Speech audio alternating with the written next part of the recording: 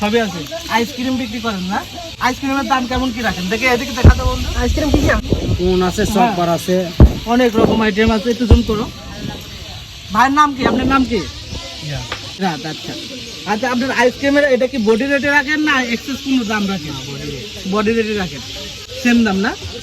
যাক, এখানে সব কিছুই ভালো লাগলো।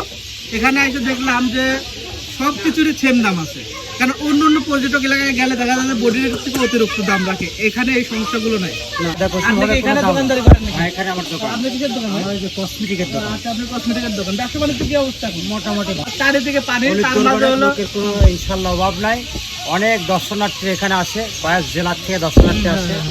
আসে অলির দরবারে আল্লাহর রাস্তায় যা মানত করে সেই মানত লোক ছিল এসে বেড়া গেল ভাইরাল লোক।